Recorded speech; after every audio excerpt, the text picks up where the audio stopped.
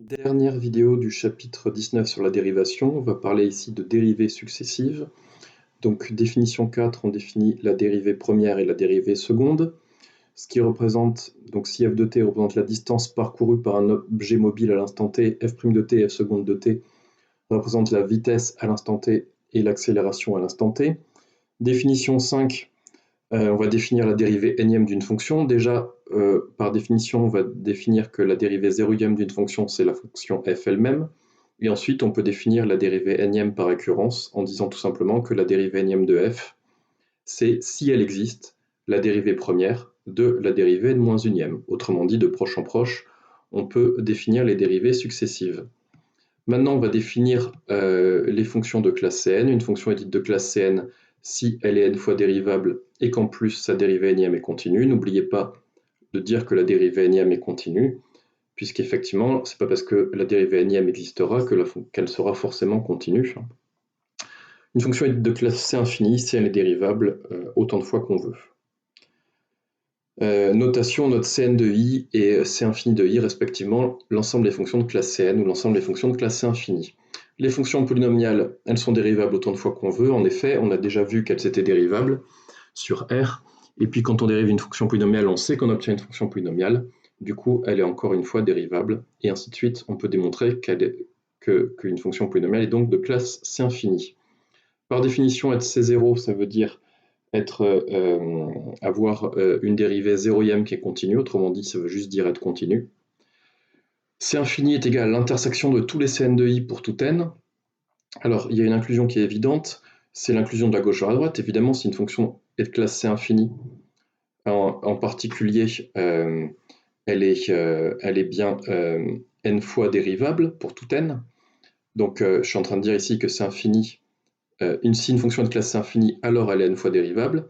Et en plus, la dérivée énième serait encore dérivable. Du coup, comme dérivable implique continu, si la fonction dérivée énième est encore dérivable, en particulier elle est continue, donc la fonction est Cn. Et puis l'inclusion inverse, évidemment, si une fonction est Cn pour tout n, ça veut dire qu'elle est dérivable pour tout n, donc elle est bien de classe infinie puisqu'elle est dérivable autant de fois que je veux. Cn plus 1 est inclus dans Cn. Ça, évidemment, déjà si je prends un f dans Cn plus 1, en particulier elle est dérivable n plus une fois, donc en particulier elle est dérivable n fois. Et puis sa dérivée énième, par définition ici, sa dérivée énième est encore dérivable. Comme dérivable implique continu, sa dérivée énième est continue. Autrement dit, la fonction est de classe Cn. La dernière inclusion peut être généralisée en disant que toute fonction n plus une fois dérivable est de classe Cn. C'est exactement le raisonnement qu'on vient de faire. Je peux le répéter. Si une fonction est n plus une fois dérivable, en particulier elle est n fois dérivable, et sa dérivée énième est encore dérivable, donc sa dérivée énième est continue. Autrement dit, la fonction est Cn. Proposition 7, c'est la linéarité de la dérivation qu'on peut appliquer n fois en disant que quand on dérive n fois, la dérivée énième d'une combinaison linéaire, c'est la combinaison linéaire des dérivées énièmes. On en déduit en particulier qu'une combinaison linéaire de fonctions Cn est encore une fonction de classe Cn. Formule de Leibniz qui dit que si f et g sont Cn, alors le produit est Cn, et en plus qui donne une formule pour dériver n fois le produit de la fonction. Ici, vous comprenez bien que ça fait apparaître une formule qui ressemble grandement à la formule du binôme, qui se démontre d'ailleurs de la même manière, par récurrence. Et donc, ce qui fait marcher le raisonnement, évidemment, c'est cette formule de dérivabilité d'un produit. Corollaire 10, une combinaison linéaire ou un produit de deux fonctions qui serait C infini et C infini, évidemment, ça marche pour tout n, donc ça marche pour tout n dans grand n. Et on a vu que si une fonction était Cn pour tout n, elle est C infini. Ensuite, la proposition 8, si je prends deux fonctions que je peux composer, c'est-à-dire la condition pour que je puisse les composer, c'est f de i inclus dans j. Si f est Cn sur i et que g est Cn sur j, alors g rond f est Cn sur i.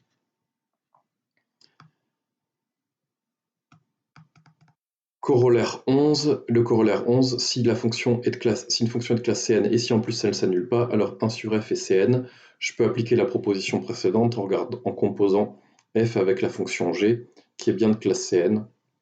soit sur R plus étoile, soit sur R moins étoile, ça dépend si la fonction f est à valeur positive ou à valeur négative. Ensuite, théorème 9, théorème de bijection de classe des fonctions bijectives de classe Cn. On prend f, une fonction qui est bijective d'un intervalle i dans un intervalle j. On suppose que f est Cn sur i, alors f-1 est Cn sur j, si et seulement si la fonction f' ne s'annule pas sur i. Premier point, si f-1 est Cn sur j, en particulier f-1 est dérivable sur j, et on a déjà vu que si f-1 est dérivable, alors f' ne s'annule pas sur i. La réciproque, on suppose que f' ne s'annule pas, et c'est très simple, on démontre par récurrence la propriété qui dit que si f est Cn sur i, alors f-1 est Cn sur j. On le démontre par récurrence en utilisant à chaque fois, dans l'hérédité, la formule de dérivation de f-1. Théorème 10, théorème de prolongement des fonctions Cn.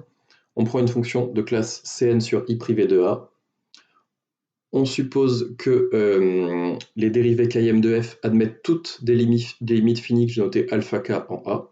Alors f admet un prolongement de classe Cn sur i. De plus, ce prolongement est unique. Et chacune des dérivées km de f évaluées en a donne alpha k. Donc ce que j'ai noté f tilde ici, la fonction f tilde, c'est la fonction f prolongée. C'est le prolongement de la fonction f. Donc déjà, on va définir f tilde et on va démontrer son unicité. Par hypothèse, la fonction f0, c'est-à-dire f, admet pour limite en a le réel alpha 0. S'il y a existence d'une limite finie, la fonction est prolongeable par continuité.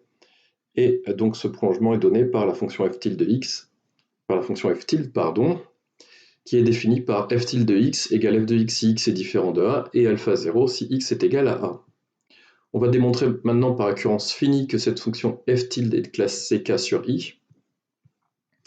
Donc déjà, l'initialisation s'est faite par construction f tilde, c'est un prolongement par continuité, donc par définition elle est continue sur i, donc elle est bien de classe C0.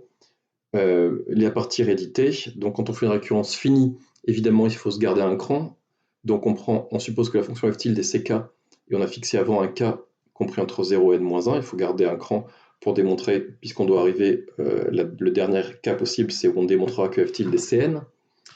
Donc il ne faut pas se tromper dans les inégalités, vous allez voir qu'il faut regarder attentivement les valeurs des entiers. Donc d'après l'hypothèse de récurrence, déjà je vais expliquer ce qu'on va faire. Ce qu'on va faire, c'est qu'on va appliquer le théorème, la corollaire 9, où on va démontrer qu'une certaine fonction est de classe C1. Je vous le remontre. Ce corollaire dit que si la fonction est continue sur i et de classe C1 sur i privé de a, et si la dérivée admet une limite finie en a, alors la fonction est de classe C1. Donc on va appliquer ce théorème-là, ce corollaire, à la fonction f tilde dérivée k fois. La fonction f tilde dérivée k fois, elle est bien continue. Par hypothèse, f, elle est Cn sur i privé de a, donc f tilde aussi, puisque f et f tilde sur i privé de a, c'est deux fois la même fonction. Donc f tilde aussi, elle est Cn sur i privé de a. Et quand je la dérive k fois, évidemment, si je dérive k fois une fonction, elle est plus de classe Cn, elle est de classe Cn moins k sur i privé de a. Et c'est là qu'il faut être attentif, parce que k, il est bien plus petit que n-1, d'où l'intérêt d'avoir fait attention ici sur comment on définit ces k. Du coup, je fais passer le k d'un côté et le 1 de l'autre, n-k est plus grand que 1, ce qui veut dire que la fonction f tilde dérivée k fois est C1 sur i privé de a. Et en plus, la dérivée première de f tilde dérivée k fois, c'est-à-dire f tilde dérivée k plus une fois, admet bien une limite finie, alpha k plus 1 en a. Donc j'ai toutes les hypothèses, ma fonction elle est continue sur i, elle est C1 sur i privé de a, et sa dérivée première, c'est ça sa dérivée première, admet bien une limite finie en a. Du coup, ma fonction, d'après le corollaire que je viens de vous montrer, la fonction elle est bien C1 sur i. Du coup, la fonction f tilde est bien ck plus 1 sur i. Le corollaire, je l'applique à la fonction f tilde dérivée k fois. La démonstration est terminée. Il ne reste plus que la dernière partie que je vous laisserai lire sur le cas des fonctions complexes, où évidemment il faut bien faire attention que tout ce qui concerne la monotonie, les extrémums, le théorème de Rolle et l'égalité des accroissements finis soit n'ont plus de sens, soit sont complètement faux sur si les fonctions sont à valeur dans C. Par contre, la seconde inégalité des accroissements finis reste vraie, ça c'est important, puisqu'elle fait apparaître des modules.